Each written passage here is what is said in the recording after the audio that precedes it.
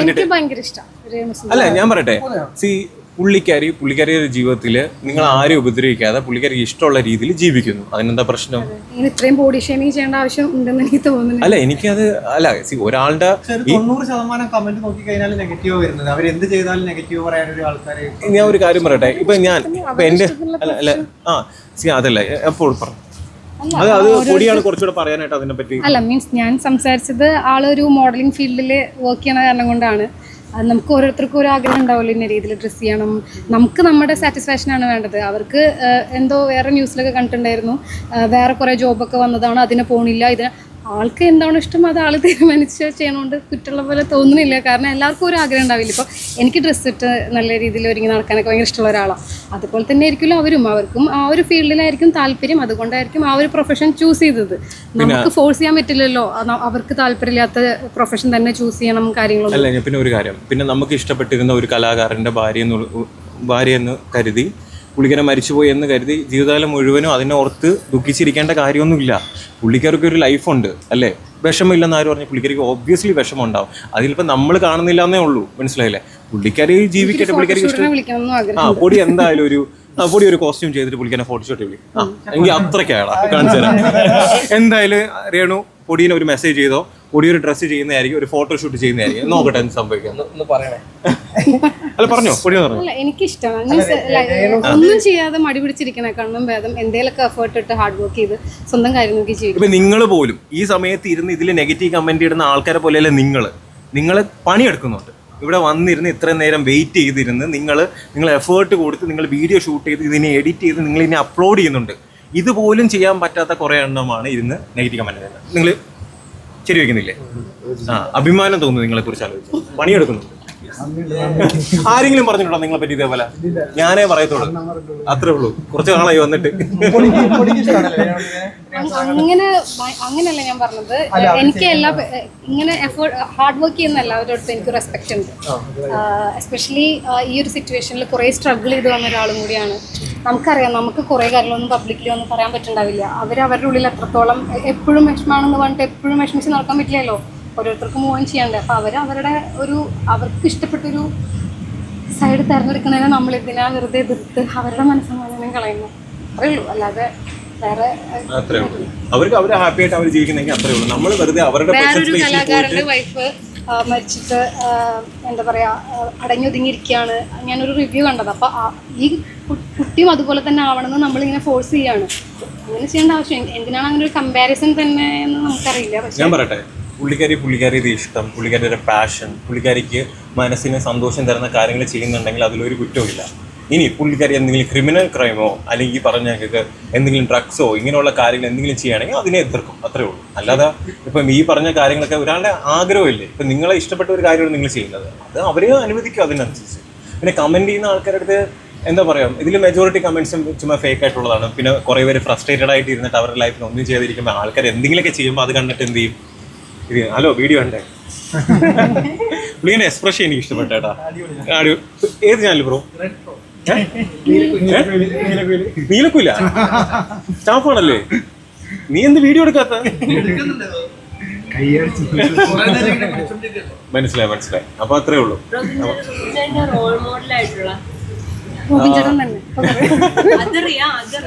അല്ല എനിക്കങ്ങനെ ഒരു വ്യക്തിയായിട്ട് പറയാനായിട്ട് ആരുമില്ല.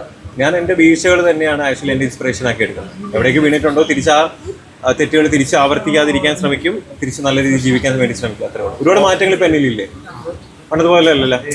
ചെറിയൊരു നല്ല കുട്ടിയായില്ലേ? അടിപൊളി.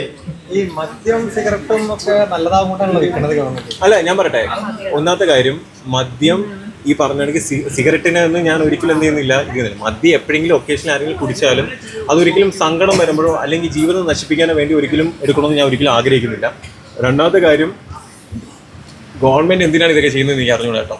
അതൊക്കെ ഇവിടുത്തെ MLAയും ഇവിടുത്തെ MP-മാരും അല്ലെങ്കിൽ പൊളിറ്റീഷ്യൻസൊക്കെ ചോദിക്കേണ്ട കാര്യങ്ങളാണ്. അവർ തന്നെ വിൽക്കുന്നു, അവർ തന്നെ എന്ത് ചെയ്യുന്നു അല്ലേ എന്നൊക്കെ പലരും ചോദിക്കുന്നുണ്ടായിരുന്നു. കാരണം ഞാനിപ്പോൾ ഒരു ഹോസ്പിറ്റലിൽ മാത്രം വർക്ക് ചെയ്യണമെന്നുണ്ടെങ്കിൽ എനിക്ക് എൻ്റെ പാഷൻ അതോടുകൂടി അല്ലെങ്കിൽ എൻ്റെ ആംബിഷൻസ് അതോടുകൂടി വിടേണ്ടി വരും. കാരണം എനിക്ക് വിചാരിച്ചാണെങ്കിൽ ലീവ് എടുക്കാൻ പറ്റത്തില്ല. കാരണം ഞാനൊരു 7-8 വർഷം ഒരു ഹോസ്പിറ്റലിൽ വർക്ക് ചെയ്ത ഡോക്ടറാണ്. അപ്പം ഞാൻ ലീവൊക്കെ വളരെ ചുരുക്കം മാത്രമേ എടുത്തിട്ടുള്ളൂ. 12 hours നൈറ്റ് ഡ്യൂട്ടി ചെയ്തിരുന്ന ഡോക്ടറാണ്. അപ്പം അത്രയും റെസ്പോൺസിബിൾ ആയിട്ടുള്ള ഒരു ജോലി നമുക്ക് നമ്മുടെ ഒരു സെൽഫായിട്ടുള്ള ഒരു പാഷനോ കാര്യങ്ങൾക്ക് വേണ്ടി എപ്പോഴെപ്പോഴും ലീവ് എടുക്കാൻ പറ്റത്തില്ല.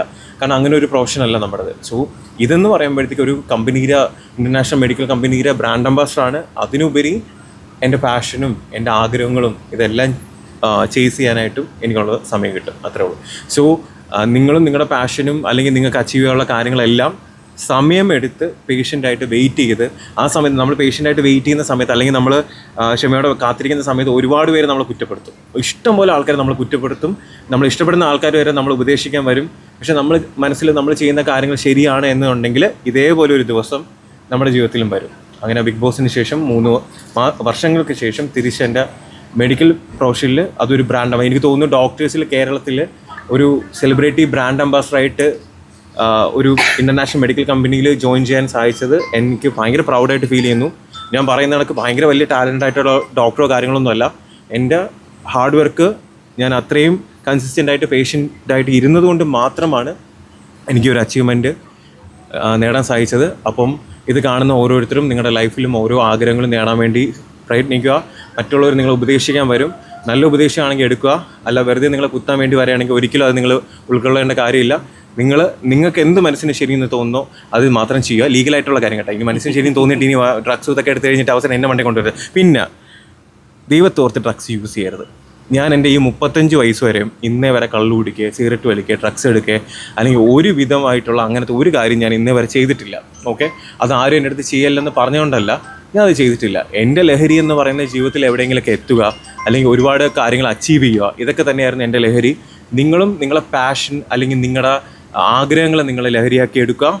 So say no to drugs. Okay, പിന്നെ ഒരുപാട് ഇപ്പോഴത്തെ തലമുറയിൽ ഒരുപാട് പേര് ഇത് ചെയ്യുന്നുണ്ട്. അപ്പോൾ എൻ്റെ കൺമുന്നിൽ ആരെങ്കിലും അങ്ങനെ എടുക്കുന്നതായിട്ട് ഞാൻ കണ്ടു കഴിഞ്ഞാൽ ഞാൻ ഉറപ്പായിട്ടും അത് പോലീസിൽ ഇൻഫോം ചെയ്യും. അതേപോലെ നിങ്ങൾ ഓരോരുത്തരുടെയും റെസ്പോൺസിബിലിറ്റിയാണ്. ഇടയ്ക്കൊന്ന് കള്ളു കുടിച്ചെന്ന് പറഞ്ഞ് ഒന്നും സംഭവിക്കാനൊന്നും പോകണില്ല. പക്ഷേ ഡ്രഗ്സ് ഇതേപോലെ MDMA ഇങ്ങനെയുള്ള സാധനങ്ങളൊക്കെ എടുക്കുന്നത് തെറ്റ് തന്നെയാണ്. അതൊരു തലമുറ അല്ലെങ്കിൽ ഒരു കുടുംബം തന്നെ നശിപ്പിക്കും. നമ്മൾ തന്നെ കാണുന്നില്ല ഒരുപാട് പേര് അത് കാരണം സഫർ ചെയ്യുന്ന. അതേപോലെ നിങ്ങൾ ഓരോരുത്തരും കാണുന്നുണ്ടെങ്കിൽ നിങ്ങൾ സൈലൻ്റായിട്ട് പോയി പോലീസ് കംപ്ലയിൻറ്റ് ഇന്നൊരാൾ എടുക്കുന്നുണ്ടെന്നുള്ളത്. അല്ലാതെ ഒരാൾ പറയാം എടാ നീ ഇത് അടിച്ചില്ലെങ്കിൽ നീ വെറും പഴമാണെന്ന് പറഞ്ഞിട്ട് നീയും പോയി എടുക്കാനായിട്ട് നിൻ്റെ ജീവിതം തുലയ്ക്കാൻ വേണ്ടി ശ്രമിക്കരുത്.